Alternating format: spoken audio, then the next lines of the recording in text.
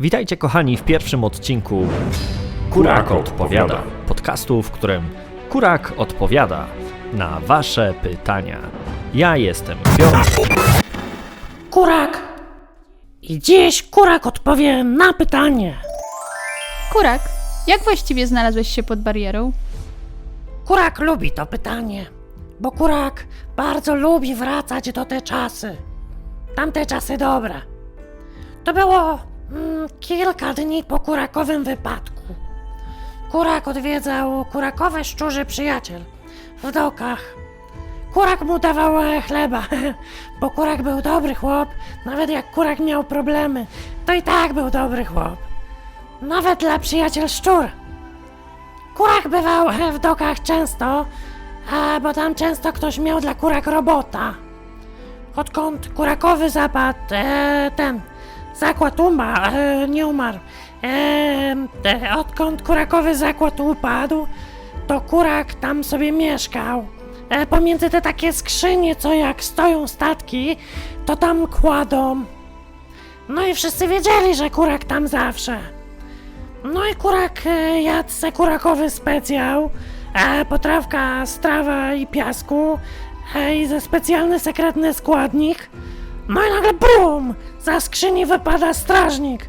Kurak patrzy, a tam drugi strażnik i trzeci. I ten pierwszy mówi: "Pa, jaki brzydal!" A Kurak na to: "Gdzie? Strażnik zobaczył się w kałuży?" A strażnik brum Kuraka w głowę. No i drugi wskoczył na Kurak, go związał i zaczęli taszyć biedny Kurak. No to Kurak krzyczy, żeby go zostawili. No, ale nie zostawili.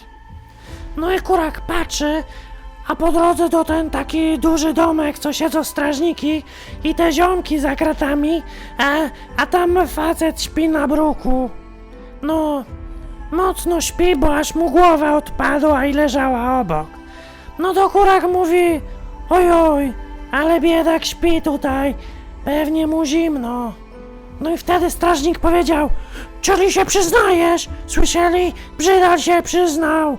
No i drugi, ten co wcześniej uderzył Kurak, mu mówi: "No, przyznał się, Jorzech słyszał, kurna." No i niedługo potem Kurak obudził się na wozie, a potem było zrzucanko. Kurak usłyszał, że niby zabił, no a przecież Kurak nie zabił. No i tak oto Kurak się znalazł za bariera. To był pierwszy epizod podcastu Kurak odpowiada. Podcastu, w którym Kurak odpowiada na wasze pytania.